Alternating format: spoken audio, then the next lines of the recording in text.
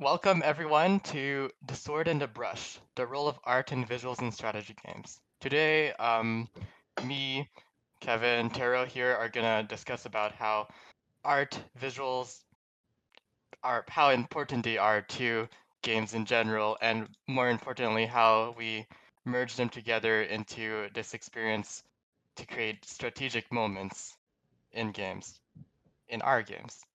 So let's start with personal introductions from everyone. And we'll also add a little game on top of it. Everyone should name a reference or a game that they think did merge visuals and strategy perfectly in their mind. I could start. So my name's Eddie. I'm the lead designer for this game called StarVaders. It's a roguelike deck builder set on this grid-based tactics grid. You control this mech, and you're shooting these alien invaders down as they descend on the grid. It's kind of like a strategic version of Space Invaders, if that makes sense. And yeah, we're in a small team of three, new studio. This is our first game, and we're set in Montreal. I'm the lead designer for that game. Yeah. Oh, and a game that I think does visuals perfectly in strategy. Um, Into the Breach. Into the Breach, very elegant, very clearly designed UI elements, everything, but we can talk more about it later. That's a good I one. was gonna say that one. Nice. Nice. Yep. I guess Taro, you could continue off of that. All right. Yeah. Hello. Oh, sorry about the dog. That was perfect timing. Yeah, I'm Tero Takao. I'm art lead for the game Great House Calderia, which we developed and released just now in the company is called Resistance Games. We are also a small team. We are about, like, the art team is around 2 to 5 person during the production, and the whole team was around 10 people. Um, Great House Calderia is a sort of grand strategy game where you run your family in this sort of a low fantasy setting, where you sort of repopulate this place called Calderia, and you discover its secrets, and you try to sort of rise to the power in there. And it all sort of builds up to this final civil war in the end. And it's sort of a numbers game. It's pretty hardcore. It's for PC only, and yeah, that's pretty much it. I throw it. Oh, and again, yeah, in the breach was one thing I was gonna say. It's a perfect example of that. Like, where you all your decisions are there. You never blame the UI. It's always like, when you make mistakes, you have to own them yourself. But one other thing I could say, what I really liked was what Amplitude Studio does, Endless Space 2. I thought that was a really, really atmospheric game, and the UI was really crisp and clean, and I that's a really visually impressive game. Okay. I guess I Yeah. can go ahead. Yeah. I'm Kev Chang. I'm the game director and co-founder at Box Dragon. I wear a bunch of hats, directing game design, game programming, UX, communications, writing, all sorts of things, the usual small, I'm sure you guys know as well. We're a total of 10 people. We have a full 3D art in-house pipeline, and that's why we're 10 people. Otherwise, this is a little bit big for a tiny indie thing. But I think just having a concept artist, an animator, a VFX artist, a 3D artist is already going to bump you up to around having 10 people in total staff. We're here in Gothenburg, Sweden. We like to be in-house to work on stuff because the creativity is great, of course. We're working on our debut title, which is the strategy roguelike deck builder As We Descend. It's kind of got this mishmash of classic strategy games, RTSs specifically, blending into a more roguelike deck builder formula. So you got all these fun card decisions you get to make, but you're also playing this much bigger struggle. You're trying to get humanity to survive to the dark core of the planet, and don't know why, but humanity has to rebirth over and over again to try to find a humanity that will survive. We've been working on the game for about 3 years with the whole team, so we're still in development. We are actually in closed beta right now, so if you want to join, you You can just sign up aswedesign.com. In terms of the question of what's an awesome game, StarCraft, I have to say, I always go back to my great love StarCraft, especially with Brood War. Just I think the way they blended the style of everything, but like the core struggle of StarCraft could just be said, it's Zerglings versus Marines. Like you just get to that fundamental basic idea and you just keep spinning up bigger and bigger and it turns into this galactic struggle. But at its base, it's just this simple thematic idea and it wouldn't work without that.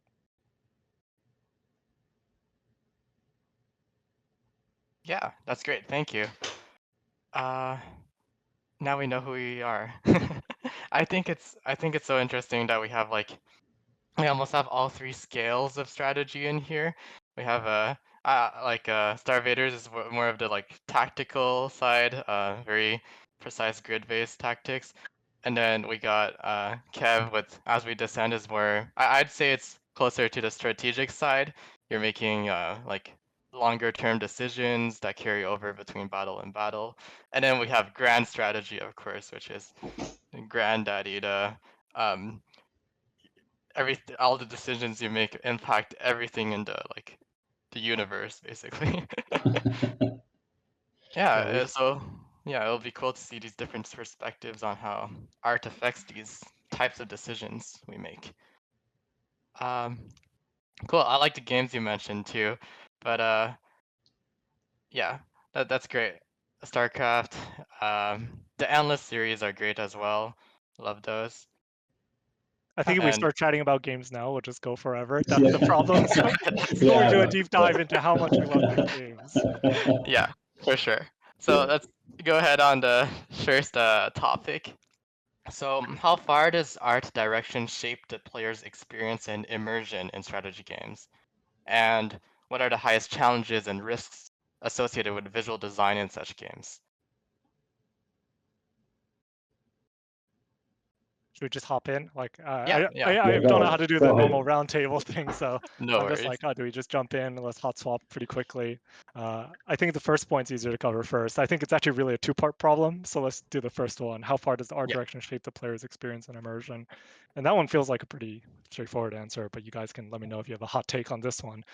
It really shapes everything. Like if you want a strategy game to be understood by its players, for them to like get into the universe, the vibe of it, understand what you're trying to go for, it saturates throughout the whole project, right? You pretty much can't make an art direction call and then be like, oh, that has nothing to do with the gameplay at all. We're just choosing this like frivolous art direction thing. I think especially in strategy games, it's more than usual. You can't just reskin an enemy and just be like, they're just a reskinned thing. A player expects a strategic difference. Yeah, I completely agree that there's with strategy and tactics games, there's a lot of interplay between the art direction and the design. And like the core thing for me is like, how does it feel to play the game? And oftentimes in strategy games, it's sort of abstract who you are, what are you doing, but you still have to get that feeling that you are running a star empire or you are a commander of this thing. And that's the whole thing is like in the art direction and sound direction. Yeah, I mean, totally agree, right?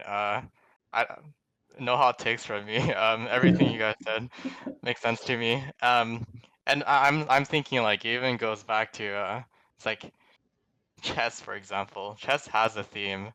It may seem pretty abstract mechanically, but it does have a theme. All the variations of chess have themes. The pieces themselves are themed to somehow represent their actions, but it lets the player really fill in the gaps for it's like, why does the bishop move in diagonals? No idea, but that makes us think about it, right? And it makes us want to connect to just giving the piece a name makes it so we feel like it has an identity, which is important in a strategy game. For like a combat game, for example, an identity makes it so we don't want to lose the bishop because it's the bishop. Yeah. And just to get to that point of like letting the player imagine things, that a lot of times like strategy games are abstractions of things, like how far do you abstract things, and how much do you let the player to imagine what's actually going on behind this like UI, and what are the actual stories happening behind it. And that's, I think that's the magic of sort of good strategy games, is like imagining the things. And I think in card games, that's something that's awesome. That in card games, the cards themselves can have a snippets of story or the illustration there, and it lets sort of almost like literature. It gets the player to imagine things behind it, like the stories and stuff like that. So it leaves space to the player's imagination as well. That's Yeah. a great way to think about strategy games, actually, is not just the card game example, but the sort of like bite-sized nature of strategy games. Like in other games, you're this major hero character, right, who's doing all the big Yeah. things, right? And everything else is just a sort of like minion in your journey. But in a strategy game, you're always trying to play all the little things, right? You're like, okay, how does even the pawn help me? Because in Yeah. a FPS game, you don't care about the pawn. The pawn is just some grunt, right? Some mook. But here, you're like, okay, no. Even the pawn can become a mighty piece in the right position, right timing, everything. So you read into all this, right? I think that's what players are so willing to engage in the magic circle for strategy games, is because everything can factor into your plan somehow. You might be able to use this card. You might be able to use this combo. So the player doesn't want to leave any stone unturned, whether that's for art or the gameplay. Yeah. And that's like really strong storytelling as well, though. Like the story of this little pawn that became the most important part of your strategy, right?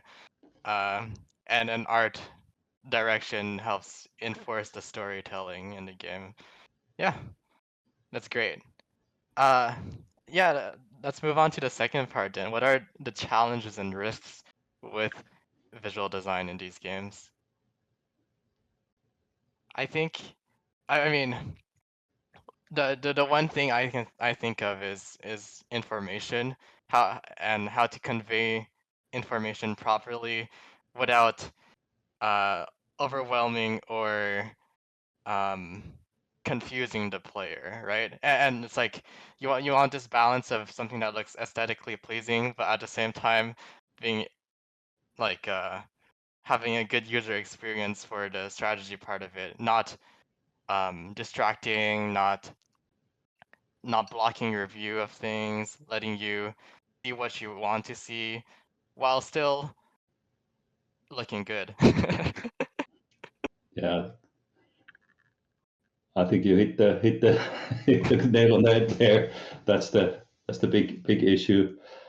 And sort of on that side, like I'm the kind of a player. I mean, I play all kinds of games, but I really like strategy games, and uh, I can like bear with the game like giving me too much information, and I think a lot of the like especially grand strategy or wargaming players sort of they can struggle through the UI. It shouldn't be like that. But I'm that kind of a player that I can play game in spite of the UI, and it's a real problem. Like how do you like present the information, because there's especially in grand strategy game and in Great House Calderia we have that issue many times, like how do we present the information, and like because there's so many things that you have to take into account when doing decisions, but like yeah, you don't want to look at Excel sheets all the time. Yeah, no, for sure. I would go even further beyond the point of like okay, the one thing is presenting the information to a player. The next is making sure they don't get stuck on the wrong things. There's a two-faceted problem here, right? Like you can spot the information, but easily we're working with so many words, I think, as strategy game designers. You just put words out there for the player to work with, and then you realize that all these words are so overloaded. You use this word and you name it something like, I don't know, redraw in our game, and then you get players that get hung up on the specific naming of it. They're like, well, it does what you say, but I wanted to do something else because that's my imagination of that word. Like everyone has their associations with each word, right? And some things imply much greater things and much smaller things than you as a designer, and you only have like your perspective on it. So you have to try your best of threading the needle. I know StarVaders has a really good one specifically with the whole overheat burn mechanic. Like I think that was a match made in heaven in terms of just how well that lined up. But I think there's very few situations where things line up exactly that perfectly. And then you struggle with the wording and you're like, is this the right word for this mechanic? Maybe, yes. It's the best we can do. Yeah, Yeah, for sure.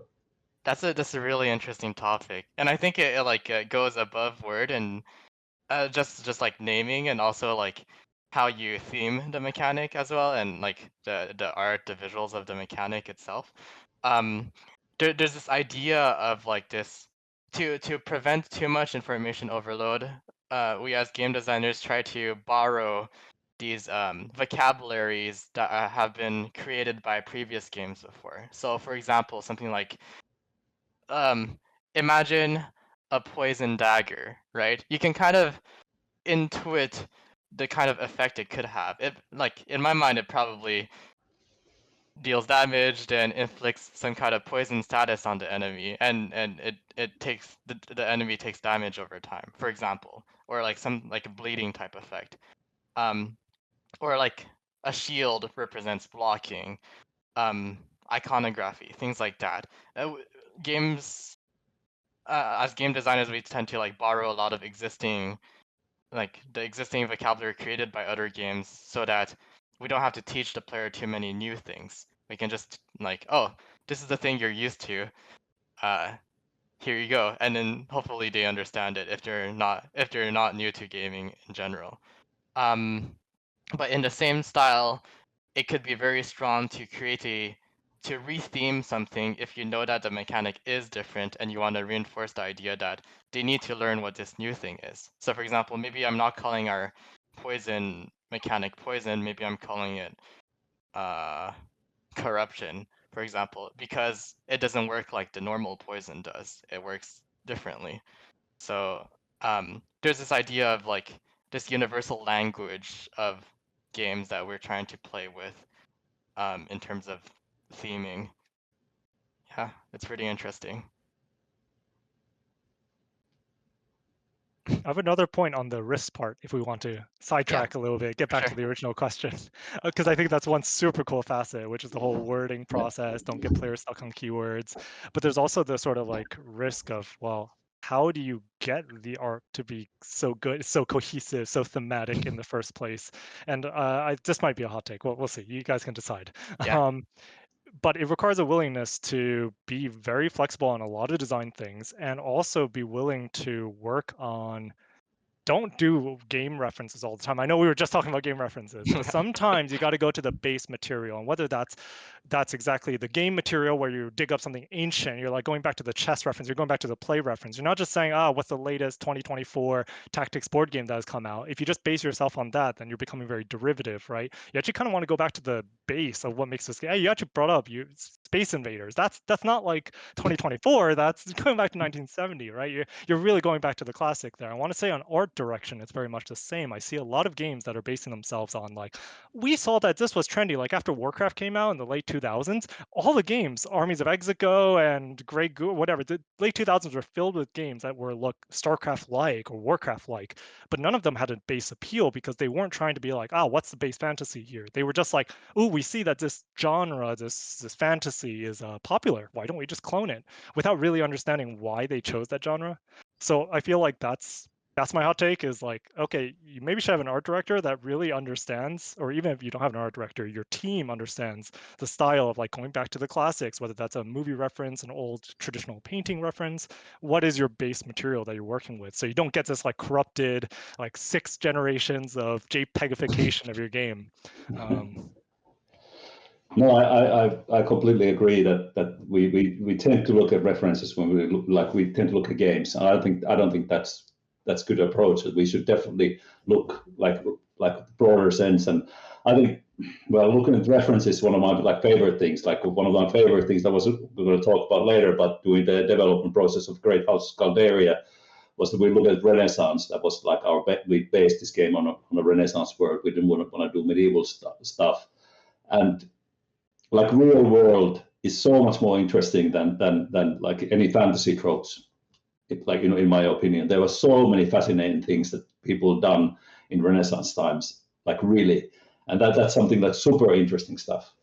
And I think that's it really opened us up for us like to do our art direction, and like it helped the whole team to really nail down the visual feeling of the game. Was doing like research on it that was based not on other games but on the actual Renaissance times stuff.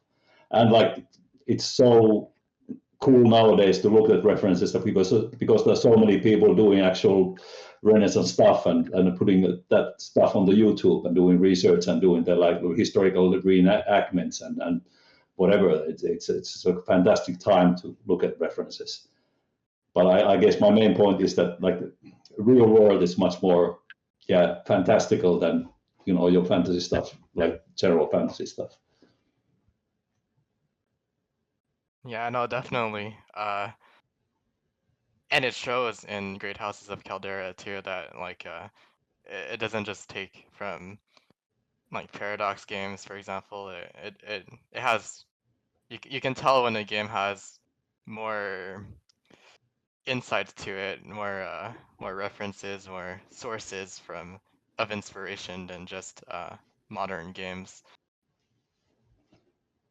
Yeah, I think we were glad that one of our artists has he used to be a fashion designer, so he got really into the like Renaissance dress, and we were quite specific. Like sometimes like that really doesn't fit the time period that we are looking at. That they didn't have that yet, and I think that's cool. It's cool to have those limitations. I think, oh, well, then we're not going to use that.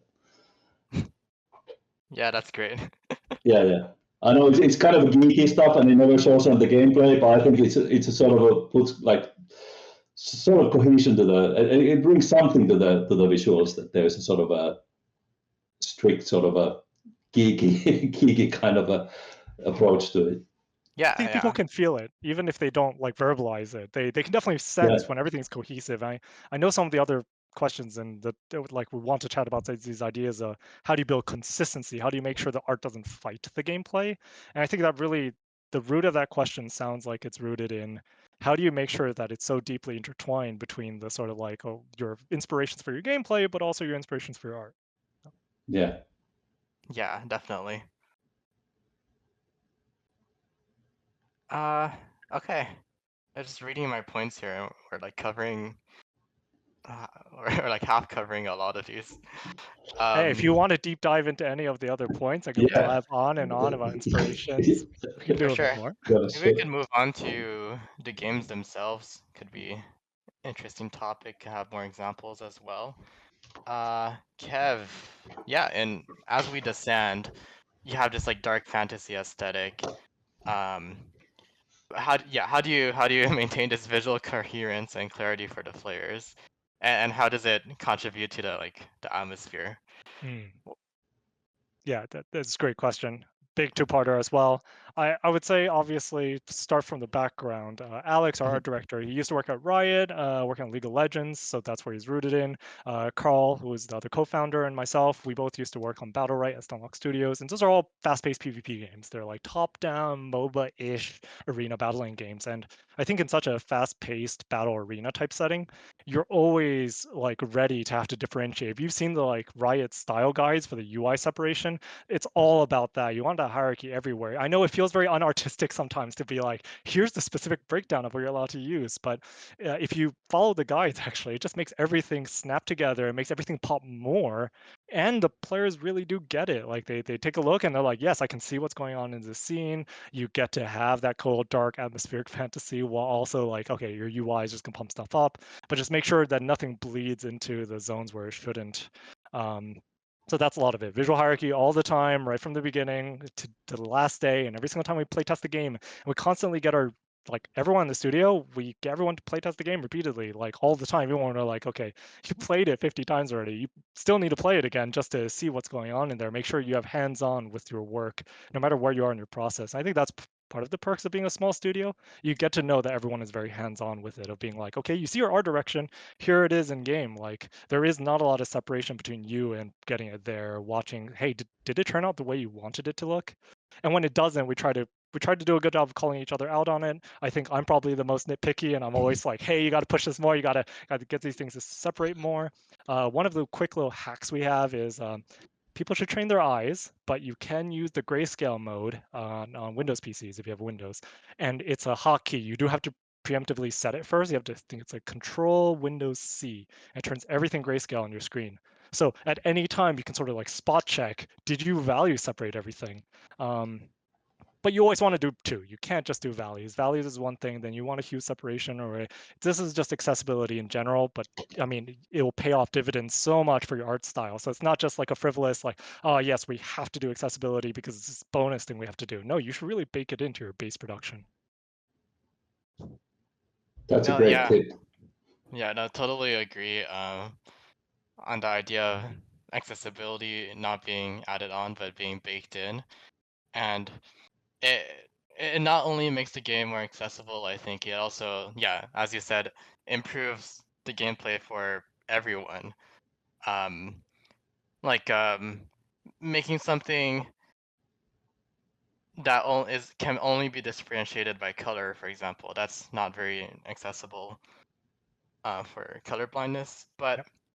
Um, but if you make it different in color, but also give it a different texture, maybe animate it differently, maybe have different fonts as well, that those all both help with accessibility, but also helps the player see that it's different. It gives more dimensions of differences as well. Also Yep. looks cool. And Yeah, I and mean, there's. Oh, go ahead. yeah, no, I mean, if you go to that, one of the risks, like risk things that we did, like we wanted to use serif font for Yeah. the Great House of Calderia, and we didn't think about the accessibility at all, and we didn't really take into account how we can easily change the font, and that we realized that too late. I mean, we did a test, and hopefully we can still push it out that we can use it with like sans serif font, but we should have taken that into account. Like, yeah, the serif font looks nice. It looks like the period font, but for accessibility, it's not a great choice. Yep. It's like all those people doing pixel fonts. It's like a very hard line to ride where you're like, okay, I want it for the aesthetic, but people need to be able to read, right? Otherwise, why are you even, why do you have the words in there? If people can't read it, then there's no point at all. I think my biggest lessons of learning this like accessibility stuff were very much rooted in actual tabletop development. I have a published board game called Critical Mass. It's like a mech dueling game, but most of my like big learning experiences of getting better as a designer were rooted in like Magic the Gathering. Of course, I'm sure it's a big inspiration for a lot of people. It's one of the most pivotal strategy games out there.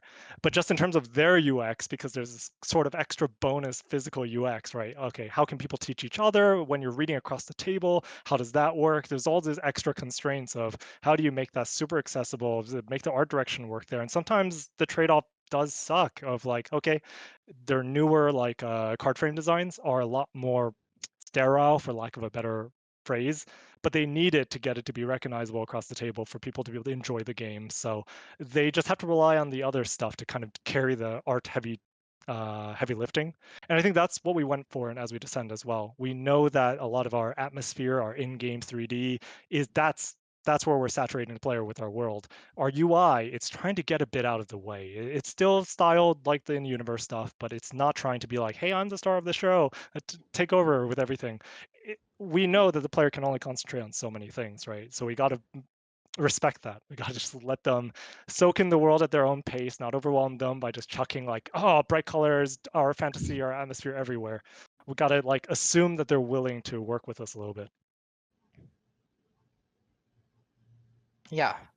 Yeah, so I'm curious, this is a global question, not just for As We Descend, but how do you how does it usually look when between when you're, for example, creating a new scene between the designer and the art director?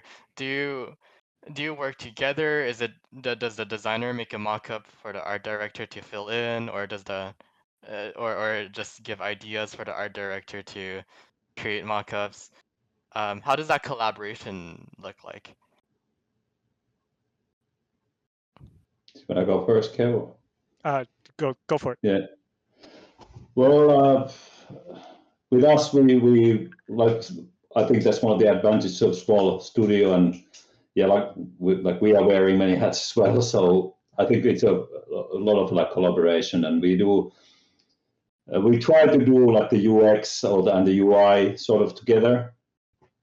Like we try to figure out how, like what is the I guess the designer needs to like the design needs to be there, of course, first, but we really try to speak a lot during the process of how can we make this the best choices and what are things, and of course it would be nice to be able to revisit the choices you made. I think the UI is so hard to do right the first time, and especially like we said, with very many hats that I'm not like a UI expert, so it would have been so nice to revisit some of the choices we made.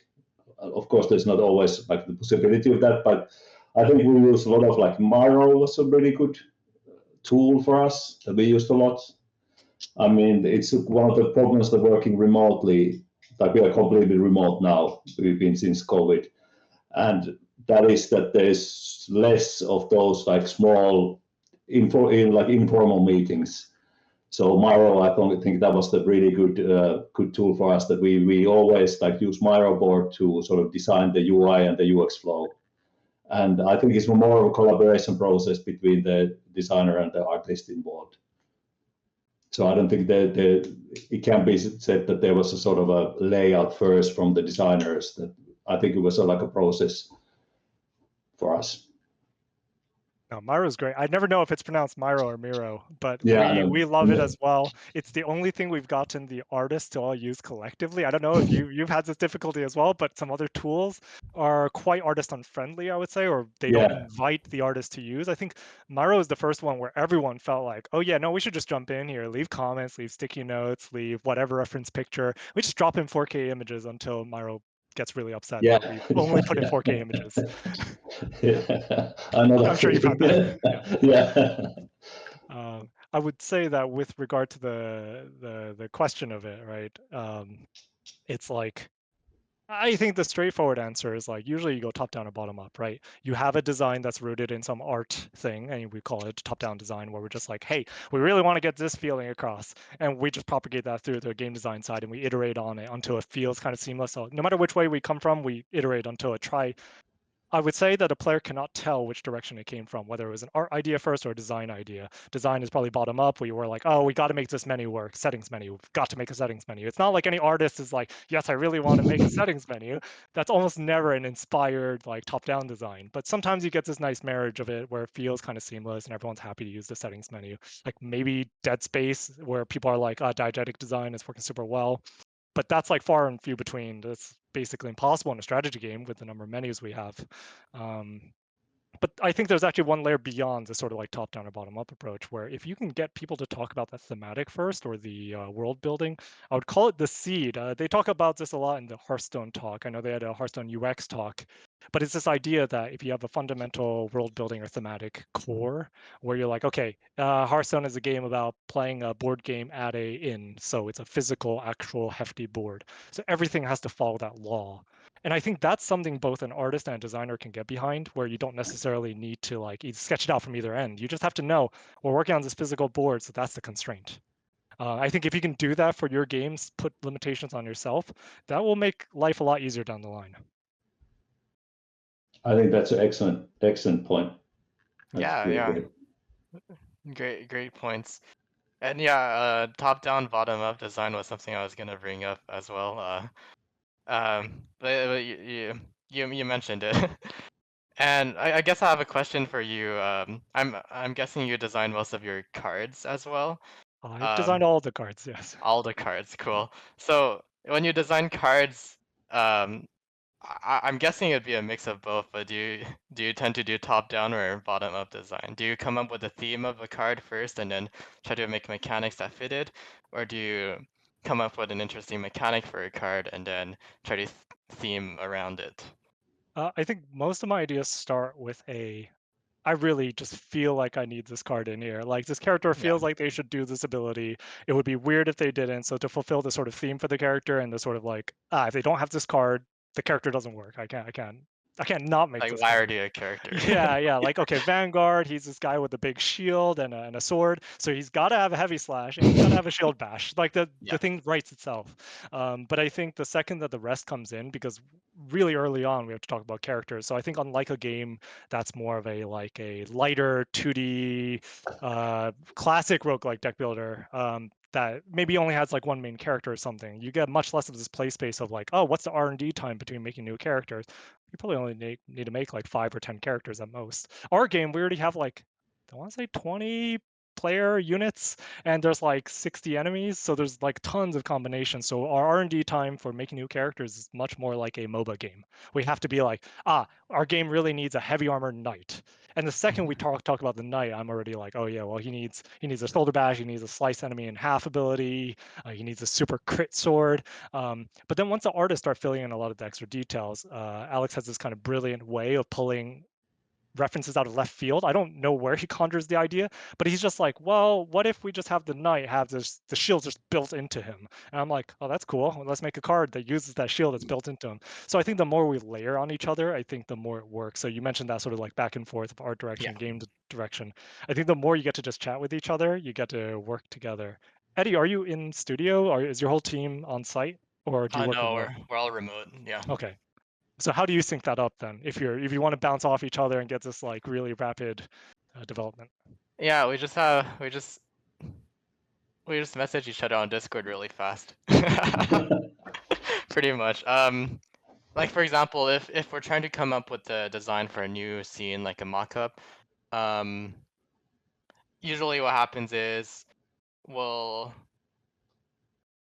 send each other like me and the art director of our game. But we only have one artist on the game, and he's doing all the art, so he's great. But and then we basically just like send a bunch of examples to each other, talk things out, try to figure out which direction we want to go into. Then he'll make a few mock-ups. I'll look at it. We'll talk through it. Think about like, oh, what are some advantages, disadvantages, and then keep going on that back and forth. But we usually do it through chat, like text rather than voice or Miro. Yeah, and there are some things like, for example, like card art. Um, I just let him do whatever he wants. Yeah. Like I'll come up with the cards and then I'll be like, and then he'll just fill the art in whenever he feels like. I So was that's going to ask great. about the card art in your Yeah, game. you're It gonna feels ask. so tied up to, yeah, exactly what the ability does. And I know that's one of your big design principles is trying to get the art alignment on the card art. So maybe you don't even need to read the card and you're like, I get what it does. And I think you've done a great job with keeping that in line. Thanks, but I mean, I wouldn't say it's it's me. It's all our art director who's just drawing all the art perfectly based on what the card means. Sometimes though, uh, we have to rework some cards and then change the mechanics, and then it doesn't line up as well. But that's the problems of game development, right? You never know. You can't ever predict everything that's gonna happen And perfectly. you do get a little fun thing with slush art. You almost get to have this design challenge where you're like, okay, we Yeah, retired this card art. Can we use it for something? Like, is yeah. there a perfect new ability that will actually? Is there anything like that for you, Taro? Where it's, I know you're working on Grand Strategy, so you don't have cards like, or maybe you have cards. But is there any time where you're like, okay, we have this bonus art that we've commissioned, that we built? Is there ever a time where you're like, okay, no, I have to find a place to put this in the game? Yeah, for sure. A lot of times. I mean, we have tons of event illustrations, and those are sort of like card art that they don't exactly maybe depict that event, but they sort of like create a feeling of a type of event. And yeah, we had a lot of that stuff, and I think the designers saw some of the art and they went, oh yeah, the right event for this for this like art piece of art. But yeah, but not that much as in card things. We actually did have the first iteration of Great House of God area was that we were going to use card mechanics, but it was dropped on the way. There's actually a funny story about this happening where in our game there's so our second character, she used to have this base mechanic of being able to retain the rightmost card in her hand every turn. So at the end of your turn, you usually discard all your hands, but her ability was that she gets to keep one card.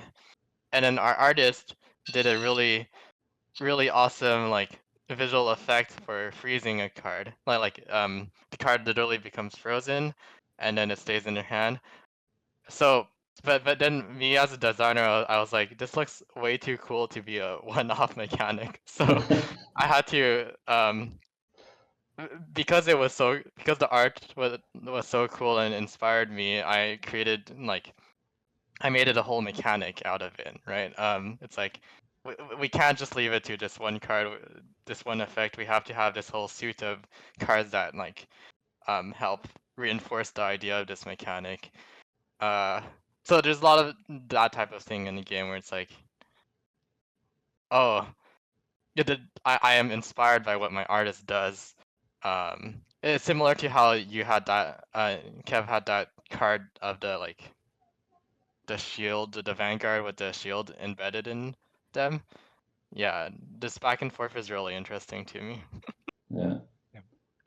And stuff like that happens with, I think, with UI stuff as well, that there's a sort of you test something, that there's you just get some like, I don't know, sound effect and the UI effect just right, and you were going to use that like effect on just one point. And no, I have to like start spreading that around, because that really feels like great to do in that one click or that one thing that you're just like, gonna put it everywhere. Yeah, Definitely.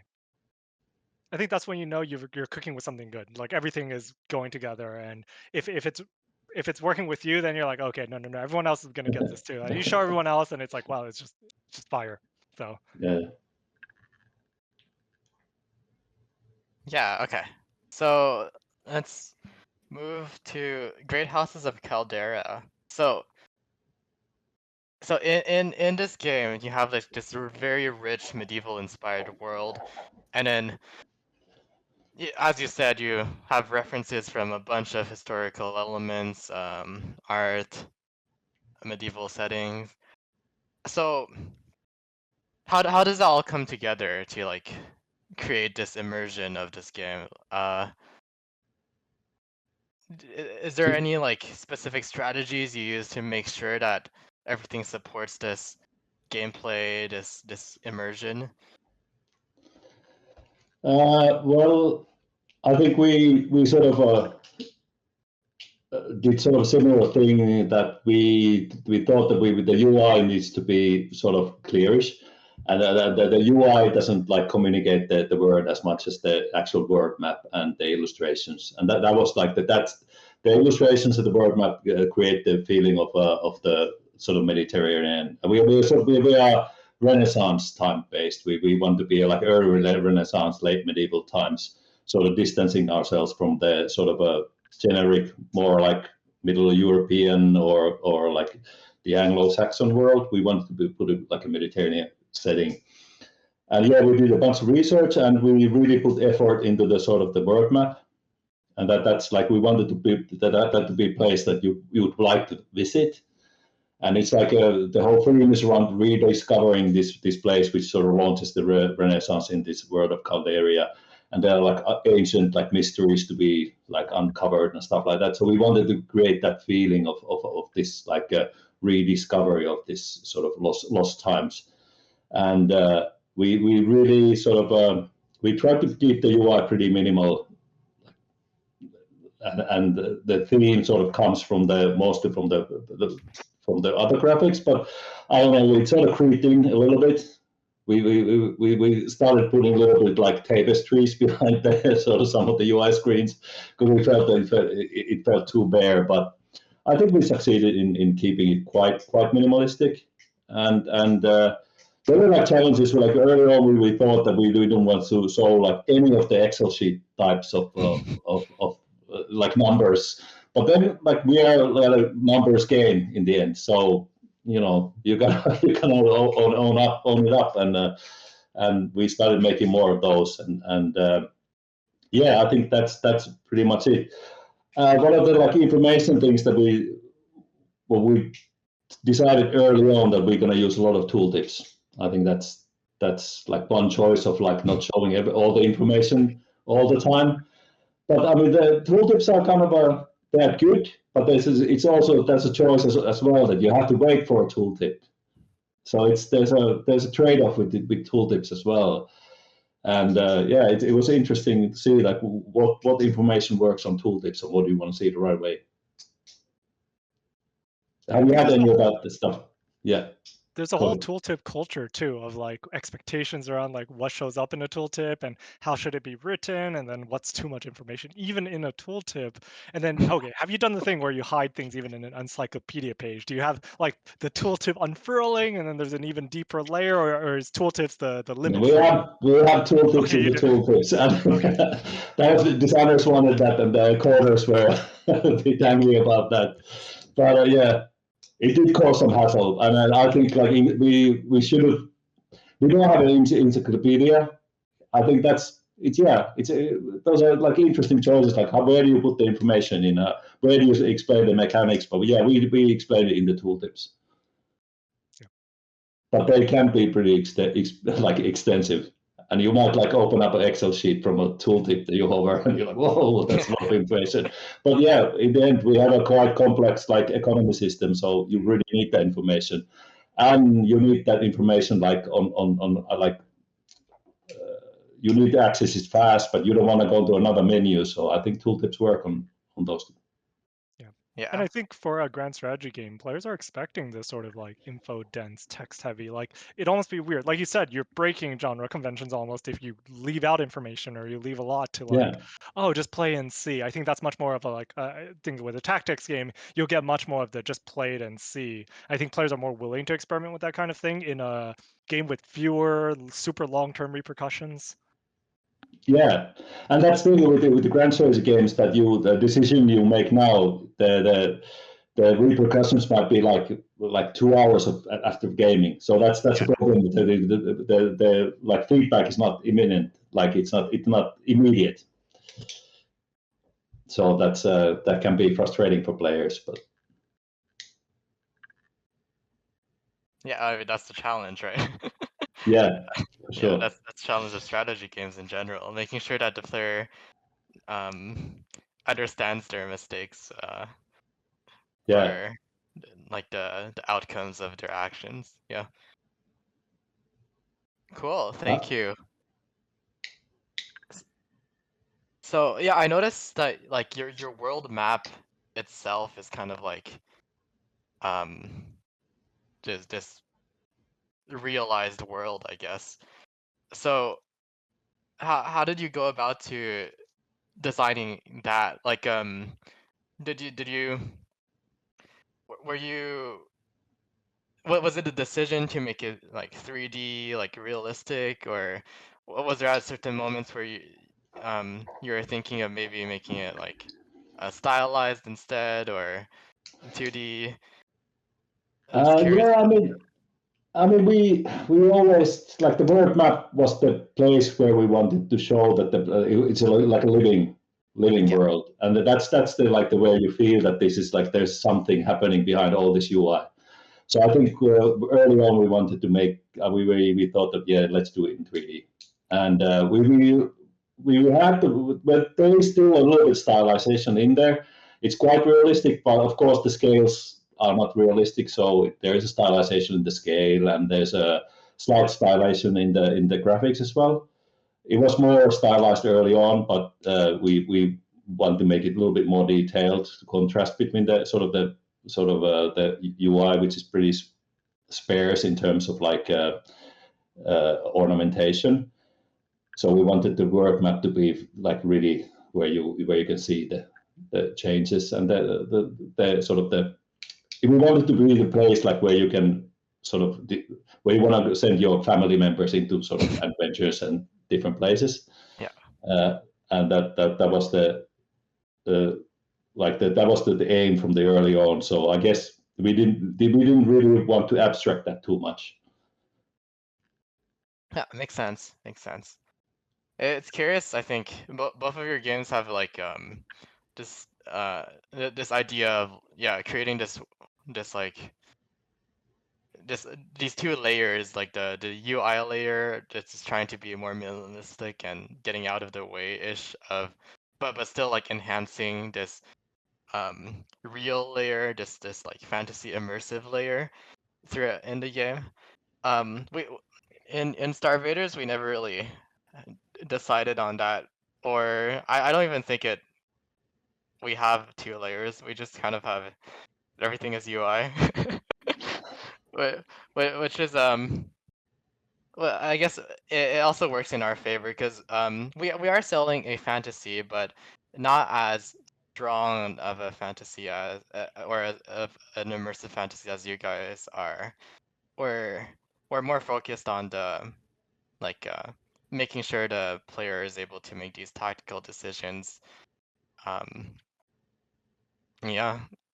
So we're more focused on making the UI itself be okay, I guess, be like good, while not like bringing a it's like our cards as are just as important as the grid, so they both have the same amount of importance in terms of art style. Yeah. Eddie, I Yeah. think your game is a bit more like almost, I don't want to say one layer out if in terms of layers, but it feels like you're making the player aware of the game screen. Like rather, you're aware of the fourth wall. It is in the game. It is there, right? With the replay button, with the scorecard and the sort of like Yeah. combo meter. Like these are things that are like, hey, I'm a game, right? And I think it Yeah. actually definitely works in your favor because you've got this arcadey, shooty element. You're inviting the player in, and I think if you're so transparent with the thing, players are willing to meet you in the middle. They're not going to be like, but your thing breaks your immersion. It is part of your immersion. You're like a fun-paced, arcadey mech fighting game, and the fact that you have the score actually just adds to that arcade feel. It just means that your sort of like camera position or your POV is not in the universe, Yeah. in the weeds. And I think it never is in a strategy game, right? It's never like, oh yeah, No. you are this random person Jane in the woods, like, and on the ground. It's not the case anyway. So I think the fact that you're willing to incorporate it, you made it part of your style, and you built the game around it. You're just like, hey, you know what? Let's take ownership of it. Let's just add score. Let's add the replay button and all those things. I think that makes the player like, okay, cool. This is just part of your vibe. Yeah. Okay. Yeah. That makes a lot of sense. The idea of like that um it's almost like meta element of knowing that you're a game and just being into it. Yeah, as you said, the combo meter is like the big the big giveaway that okay, this is an arcade game. When you're doing things, there's like big combo popping up, there's numbers, there's sound effects of like ding ding ding ding, like a arcade machine. And that's kind of like the aesthetic we're going for. And it's yeah, you're right. It's not immersion into like fantasy style immersion, but more just we know it's a game and just play it type of way. Yeah. Yeah. Makes sense, makes sense. Interesting perspective. But do you have a background story still? There is always like there's a story why things are happening there. So I think that's like the classical like I'm an old timer, so I played it for a long time. But that was Yeah. like how I started into games. Was like it doesn't matter really. Like you're playing this thing, and you can see the background story in the back of the box, and you can see this cool art. It never represents what you see on the screen, but you still buy the story. You get into it, and that's what I was talking about earlier. Is that like they are all like strategy games and tactics games are abstract. You know, they're abstract in the sense that there's always the best things are when you create the story in your head. And I think that's the cool thing about the abstraction of the strategy games. Yeah, I think it's the power of strategy games of being willing for people to abstract it. Like Go, right? Go is white and black tiles. People are willing to be like, oh no, it's two forces playing this sort of like surrounding army game. And I'm like, it's black and white tiles, you know? So that's all it takes for someone to, you just have to give them the space and not have your game break that feeling. I think that's almost the more important thing is to have you did something that kicks them out of the experience, right? Because that's like you stub their toe and they don't want to enjoy your game anymore. So. Got to be consistent. I think that's one of the risks, the dangers, right? You've created your world and your trappings, and I think the second that you do something that like breaks that curtain, that's on you. So you got to be super careful. So like once you've chosen down this route of like, oh, you're going to do this medieval setting, I think anytime then you have something coming out of the Renaissance that doesn't feel quite right, it's like, oh, it's too modern, or it's too Age of Discovery, or it's too medieval. Suddenly you're breaking that sort of like immersion, and then people are like, oh, it's just a pastiche of Renaissance. It's not, you're not actually letting people saturate into into the Renaissance politics. Yeah. Exactly. It kind of reminds me of like kind of off topic, but just like when people criticize movies, but it's like the movies themselves have like these like supernatural beings in them, or like it's like let's say it's an um period piece horror movie, and then there's like ghosts and things, and then people are complaining about the historical accuracy when when there's like ghosts and like monsters in the movie. But that's the thing. It's Yeah. like the movie set this immersion. It's it set this fantasy for the viewers, but when it breaks its the own setup that it created, then that's where the problem is. Uh, Yeah. So you yeah. always have to have these principles guiding you when you're making stuff. Like even if Mhm. you never tell the player, you have to have your rules. I think that's why so many people were Exactly. suckered into like the Dark Souls worlds, especially. Like that's style of storytelling is very esoteric and vague, and people love it for it. But there is a background logic there. It's not like they were just like, hey, we're gonna throw darts at a dartboard and just decide on whatever. There's clearly some sort of actual backstory behind the whole thing. They're just giving you bits and pieces of it. So when you feel like you've glanced this much bigger story, you're like, I get it, I'm starting to piece away at it, rather than just feeling like, oh yeah, they just made random stuff and it's just arbitrary. I think that's the worst feeling. If your players are just like, oh, you just put stuff together.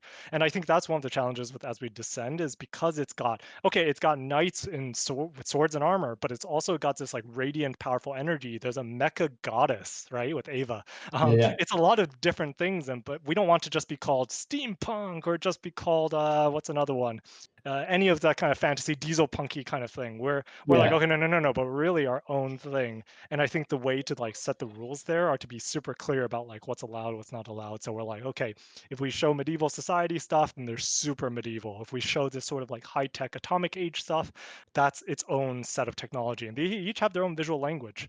So that way we can make sure that we're not like crossing the streams and obliterating the universe. Yeah. So hopefully the players appreciate it. Players will be the judge of this in the end. I hope it comes across in the art style. Yeah, yeah. And also when you have that kind of if you have that kind of jarring thing, but if there's a reason behind it, you start like, oh well, why? If it's not just random things there, for me it's like, oh well, I want to solve this mystery. But what's going on here? Why is there this uh, thing that's not like this should not be in the medieval setting? If it's thought about why it's not there, it's like it's interesting mystery for me. And I'm a huge fan of like 70s or early like weird science fiction, where you have these mixing things where you are like, is this future or is this past? When you have fantasy setting, but it's in the future. And I think that's like lovely things that they did there. And I think that's when it's like really thought out, about like the world building is really thought out. It shows. Yeah, the contrasting like themes and aesthetics always look really interesting. Yeah. But yeah, of course, hard to mesh together and make sure that it's not just a mix mash of elements together and actually a cohesive whole. Yeah. Exactly. Otherwise, people just say, "Oh, it's just like Hextech or Magitech stuff," and I'm like, "No. It's super separate." And every time we get feedback like that, or someone making a comment like that, we know we just have to do a little better of separating even further, making sure that it really feels like we got this high tech stuff that's scavenged, and we got this old tech stuff that is very consistently medieval. And I think eventually we're going to start being able to put that together well. But of course, that will depend on. It needs so much supporting material to sell that idea, right? It's so hard. I mean, we're all developing additional things for our game right now. StarVaders is also still, it's coming out soon in the future. As We Descend, same thing. So a lot of this is like, oh yeah, we're having players beta test things now, right? But they don't know the whole picture. So they're like making assumptions about what's in the game based on just what they see. And we always have to be like, oh no, we're still putting this in, or I want to put this hint in, but it's not in the game yet. And I'm definitely a big believer in, I don't want to just come out with a blog post that's like, no, this is the way you're supposed to think about our game. I'm very much a believer that what's canon in the game is in the game. Like you if you're going to be a good designer, you don't want to just come out and be like, no, just pretend you don't look at the game, trust what I say. I'm like, no, okay. If it's meant to be believed, it has to be in the game. It can't be in the supporting material. Yeah, that makes sense to me. Like I the think the lore weird, snippets or like yeah. notes and things like that. But the weird thing with strategy games is how much lives outside the game, right? Because of the players have this like what I would call like the meta space, right? They chat about your game outside your game, so they're in Discord, they're they're in Reddit, they're just talking about your game, and in a way your game is alive out there. But is that as real as the stuff in game? It's a whole fun topic about like what your game becomes once it's left your hands. But I think the fun part of the strategy games is like getting it there, and not only do they do that for the strategy part of your game, but also the thematic. I think the same kind of players who enjoy the strategy enjoy that kind of unwinding this detective mystery almost. Like, what's there? Well, why is there this mystery? Yeah, for sure. Yeah. Okay. So here's a fun topic, I think. So I don't know if you guys like keep an eye out on like how Steam games perform and everything, but like Hooded Horse is doing very, very well, right? The publisher, who is helping organize this event with Fire Squid.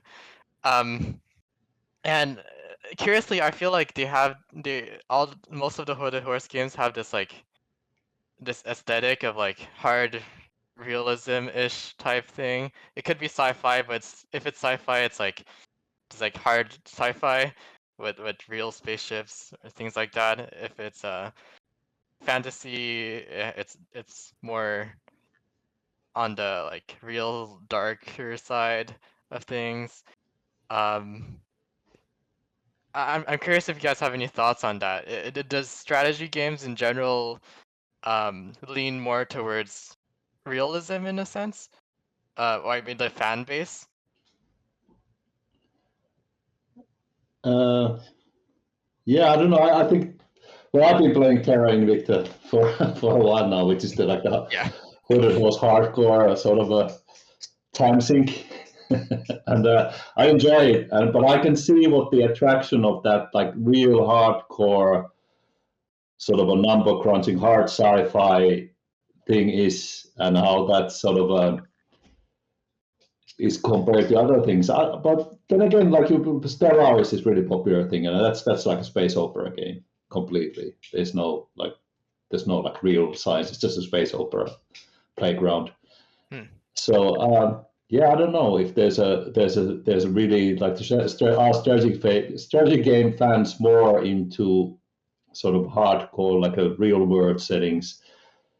I mean, I guess the background of the strategy games is like a lot of this in wargaming, which is like the realism and simulation side is really what people are looking for. But then again, it's a broad hard thing to answer. I don't have an opinion on that or any real insights, I guess. Yeah, I think if we're looking at like more hefty, I really caution to use these words, serious and hefty strategy titles, what someone might consider those things. It's easier if you're grounded in a like clear, like this is the rules of this type of universe. I think it's much easier to just jump in and play with the extra play space, the design space of, okay, well, if we just assume that this is a medieval world of this 1300 AD in Western Europe, or even more specific in the UK or something, then suddenly what you get to play with in the simulation space is like, well, do every single facet of that, right? But if you then have to build a universe on top of that of saying, okay, no, we're not 1300 AD UK, we're 700 AD in, I don't know, like the Baltics, like who knows about that? Like you don't know enough of the stuff there to form a strong opinion about what should be there other than people who are deeply familiar already. So that's kind of like segments your player base. So I imagine it has some sort of factor on that if you want a heftier title, then you don't really mind the genre dryness, I guess, like Taro said, the sort of roots of that sort of like hefty super strategy is the more dry spreadsheety stuff. I don't want to insult it. No, but yeah, it means you're a bit more agnostic to the theme, right? If your tanks are okay to be represented as an armor value and a number and a movement amount each turn, then you probably don't care if it's like, okay, well, this is the theme. It's World War II. It's the driest theme. It's the most overdone theme. Exactly. Yeah. Yeah, that makes sense to me. Yeah, but I think that's interesting as well, because like in a lot of those like well in Stellaris I know that, and in Terra Invicta there's like a people are writing fan fiction. It's a super dry thing, but it is like when you do a simulation right way, it is a story generator. You get your favorites, like this one ship made this through all these like battles, and it's a still crappy ship, but I want to keep it safe and stuff like that.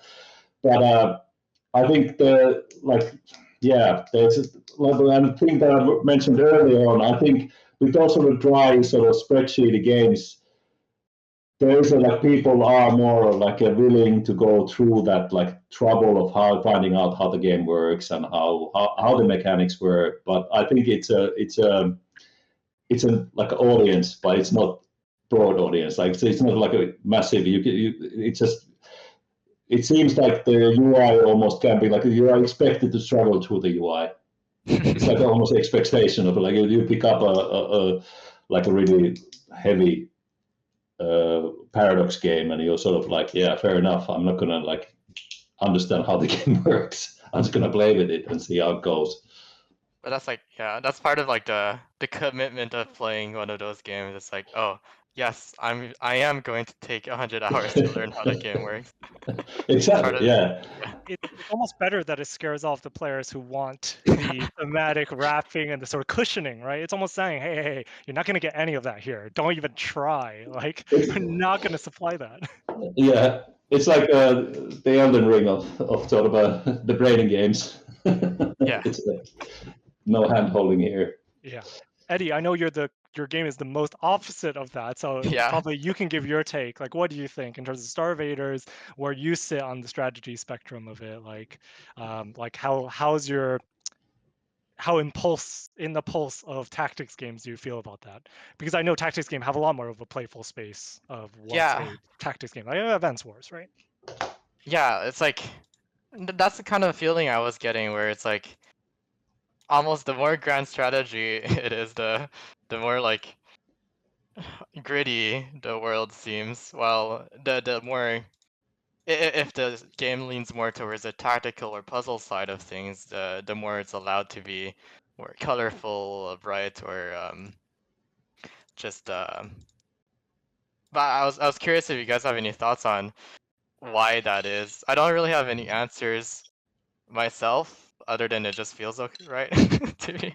But yeah. From the outside of things, like we wanted to make the medieval, like not medieval, that like the Renaissance and the Mediterranean world. We didn't want, like, we wanted to get away from brown. Like we wanted to be colorful and sunny and bright. But I don't know why, but we drifted.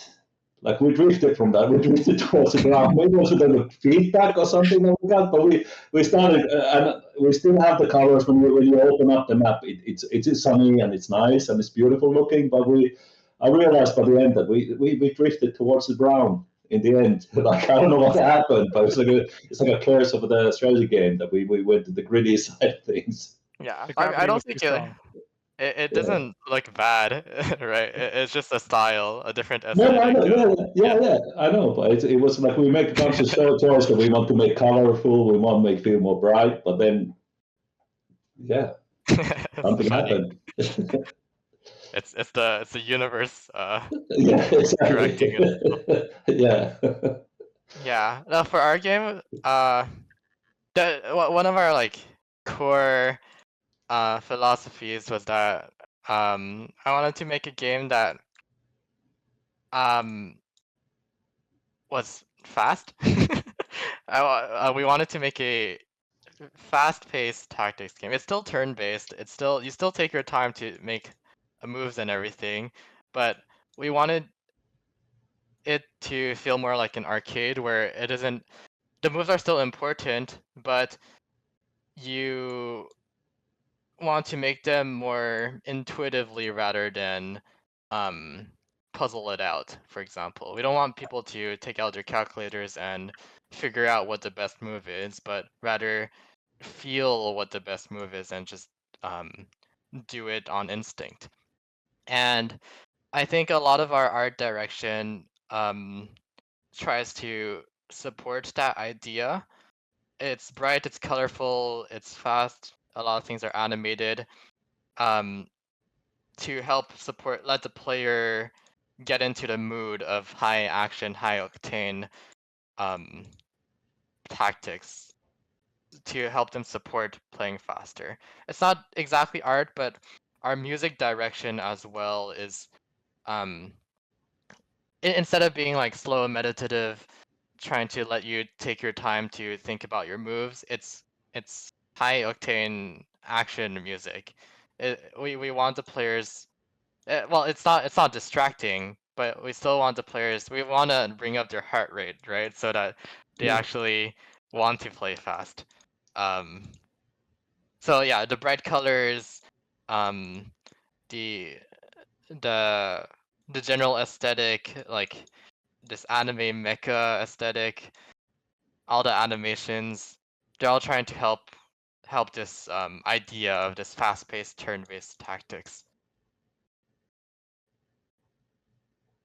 So Do you have that's kind of actual why, yeah. Sorry. do you have actual like a limit, like time limitations on the turns, but No. can the players still? No. All right. Yeah. Great. Yeah, there's no time That's limits it. or anything. And in fact, when you're selecting a card, the music kind of like drones out a bit, so it lets you like think if you want to. But yeah, there's no time limit or anything. It's just that the general feeling that we want to convey. Yeah. Yeah. Which it's pretty bold, but we'll see how it goes.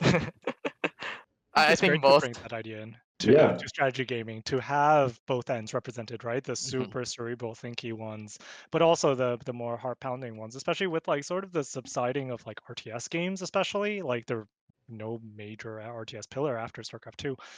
It's fun to get these indie experimental ideas about, okay, can we have this really strategy gut instinct feeling game and get that cool heart pounding feeling that, players want. I think players are still looking for that.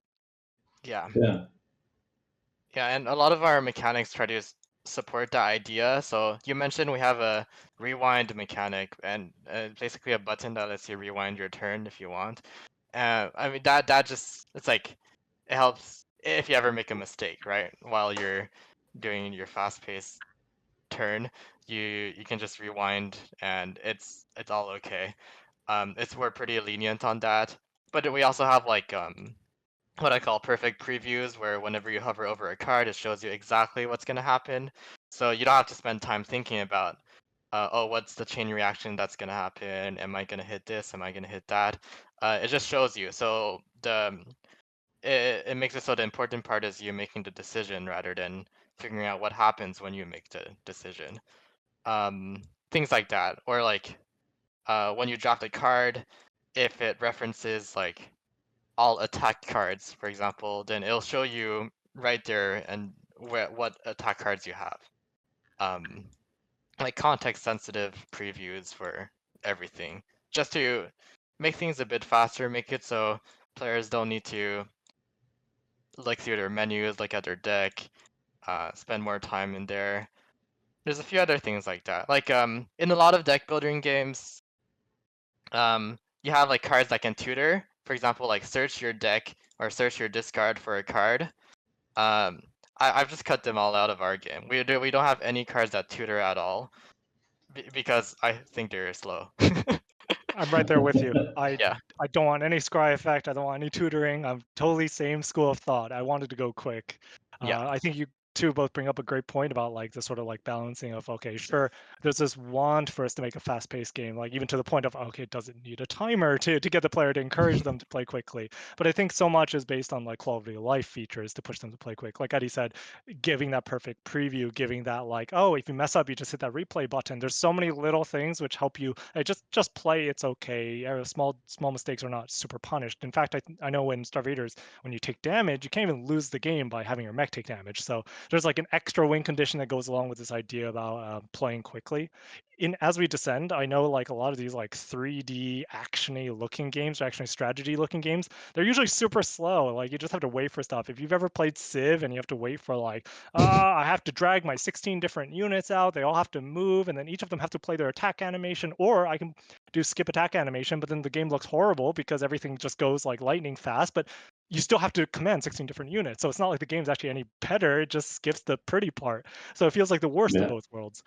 So one of the Yeah. starting goals for my co-founder and I, we were like, okay, how can we make a strategy game that just goes as quickly as the player wants to play? And I think that's the way we look at it, similar to Eddie, where we're just like, hey, okay, rather than forcing the player to play quickly with a timer, let's just make it so if you play super quickly, I know I play with all the hotkeys, I play ultra fast.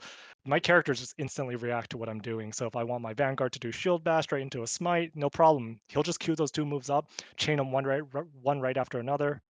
It's actually kind of like a fighting game.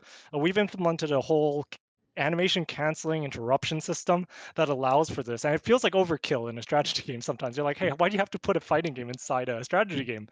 But I don't think strategy game players hate fast feeling games. There's just not enough people support it.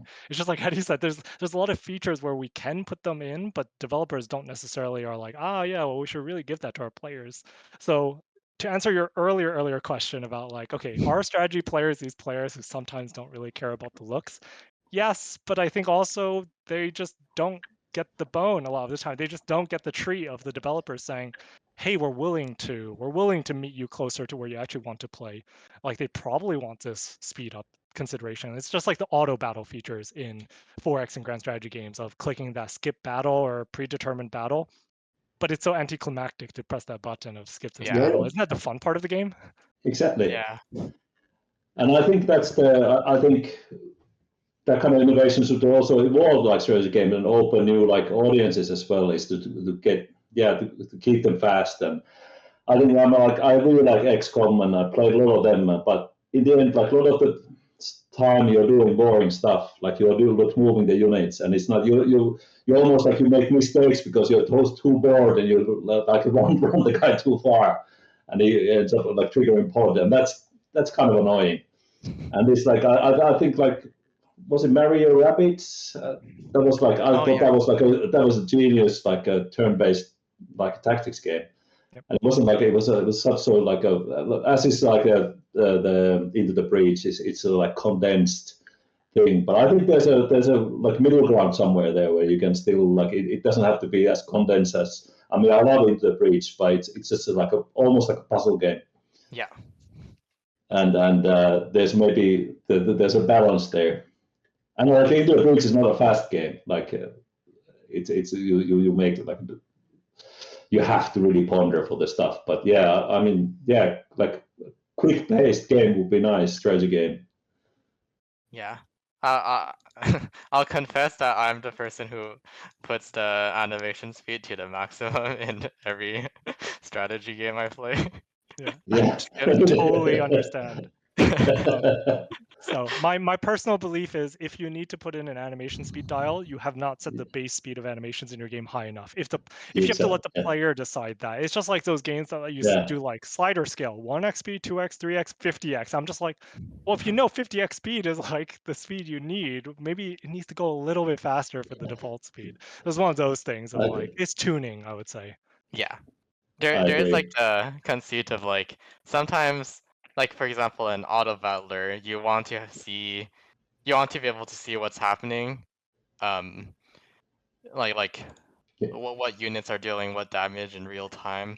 Sometimes you don't. So I know some auto battlers have like this button that they can hold that like fast forwards while it's battling. So that gives you a like context sensitive like skip button that lets you see it if you want to see it or skip it if you don't want to. A lot of small neat tricks like that. But yeah, that's great. Cool. I guess a final topic before we get close to wrapping it up. But let's head back to games we talked about. So Into the Breach, StarCraft, the Endless games. Do you guys have like an example of like something small in the game that you think they did really well?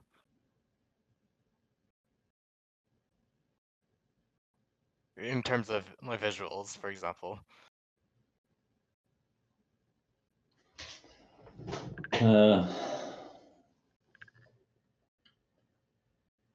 I can think start with one while you think. Yeah, go ahead. Okay, so siege tank although it's more audiovisual, I suppose. Yeah.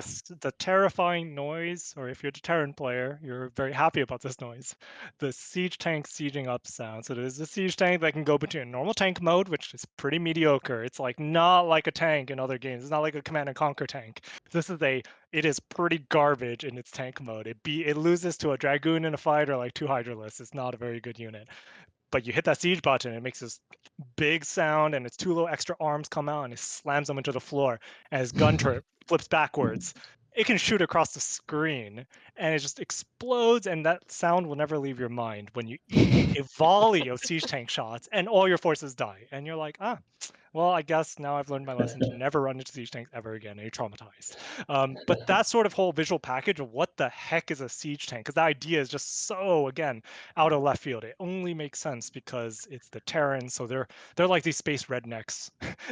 they're space outlaws basically sent to space as a prison colony, and they just set up a government. So there's this whole backwards Terran human force, and not the normal human military force. They're super backwards. So they slap stuff together and they call it a day. So they're like, the tank kind of sucks. How can we make it better? Well, what if it turns into this massive artillery piece that looks the part? So how do we basically put a trebuchet into StarCraft, into a sort of sci-fi game? And I think that was a brilliant moment of, okay, it's exactly what the gameplay needs, and it's exactly what that sort of Terran military needs for the fantasy. And I think with just those two units in the game, Marines and siege tanks, and then sort of for Zerg, it's like Zerglings and Mutalisks, you already have a complete game. Everything else around it is sort of candy and set dressing. But I think that's when you know the sort of game design and the art direction is so brilliant that just works. And you believe it. You just believe the stupid trebuchet, even though you're like, there shouldn't be a trebuchet in my sci-fi game. Yeah. That's great. That really shows off the like power of how like the art direction, the audio direction really can help sell that fantasy for the player. Yeah. Yeah. I think audio direction is a really big part of the immersion and the feeling of the in strategy games, because I mean you end up like listening to the audio stuff for a long time during strategy. Well, it's part of the strategy games, and I think that's a huge issue, like how well, a huge part of how immersive, how the feeling the whole thing creates for the player. And I think that worked really well in Endless. I think in Endless Space, I thought the audio design was awesome. I really like the UI sounds. I remember there's a crispness and clarity to the UI sounds that sort of it sort of reflects the Christmas of the UI. I thought that was awesome. Yeah. For such a minimalist game, it's so important, right? There you got planets and you got these little slots for population, and you're just like, but you believe it. It's entirely believable due to the UI sounds, the sort of chorus that comes in with your faction specialty sound. It's all this stuff. Yeah. I love those animated intros they had for for each of those. Those are great. They help sell the mood so well. Yeah, they were awesome. And there was like the world building there was fun. It was fun. Yeah. For me, Into the Breach, one of my favorite things was how like every mech they have on the grid, every enemy, they kind of look like what they do. Yeah. It's like, oh yeah, of course this mech has like a giant hook, grappling hook, or of course that enemy throws webs at you. It looks like a spider.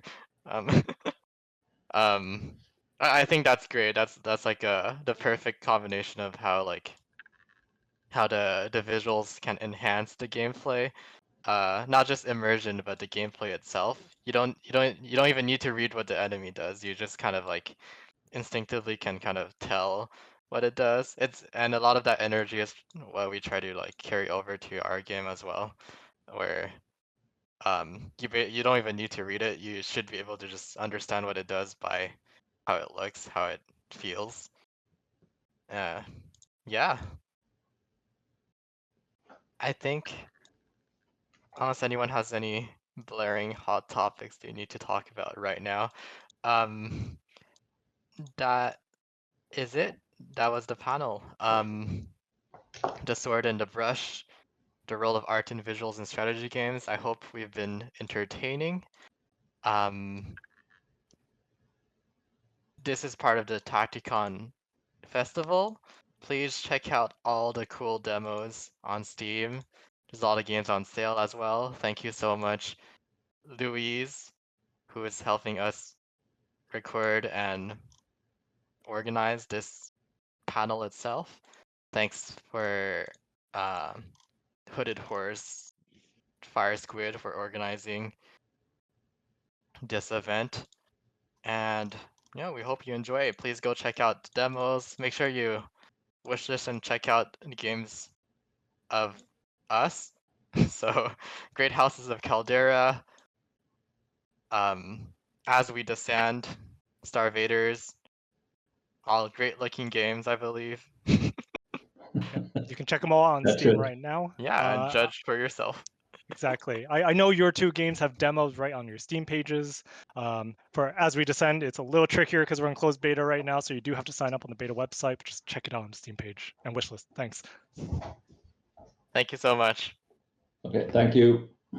Thank you. Take care.